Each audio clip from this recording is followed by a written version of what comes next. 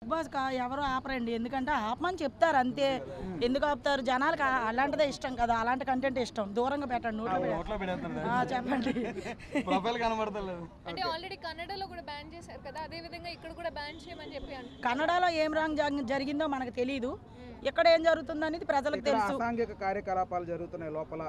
చాలా మంది సెలబ్రిటీస్ తీసుకున్నారు కానీ వాళ్ళ మీద నెగిటివ్ ఉంది.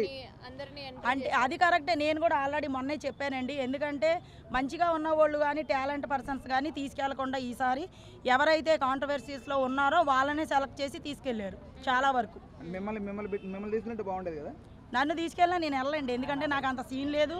నేను అక్కడికి వెళ్ళి తలకాయ నొప్పి నేను తెచ్చుకోలేను, నాకు వద్దు. నాకున్న చిన్న లైఫ్ తలనొప్పే, మరి తలనొప్పే. అంటే అంత పెద్ద స్టేట్మెంట్కి ఏంటి రీజన్?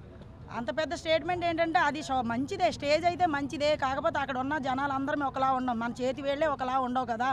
జనాలు ఒక్కొక్కరు ఒకలా ఉంటారు కాబట్టి మనం ఏం చెప్పలేము, ఒక్కొక్కరు తీరు ఒకలా ఉంటారు. ఇప్పుడు దివ్యల మాదిరి ఆవిడని తీసుకొని లోపలికి, సో ఆవిడ వల్లే చాలా వరకు నెగిటివ్ స్ప్రెడ్ అవుతుందని మాట్లాడుతున్నారు. అలా అని ఎందుకు అనుకోవాలండి? ఇప్పుడు ఆవిడ ఇప్పుడే ఎంట్రీ ఇచ్చింది, ఆవిడ టాలెంట్ ఏంటి ఆవిడ చూపించాలనుకోండి. ఆవిడ ఎలాంటిదో తెలిసే కదా తీసుకెళ్లారు, తెలియకుండా తీసుకెళ్లారు అనుకోండి, తెలియదు కాబట్టి ఓకే అనొచ్చు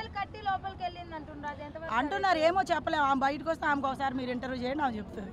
అంటే ఫ్యామిలీ వాల్యూస్ లేని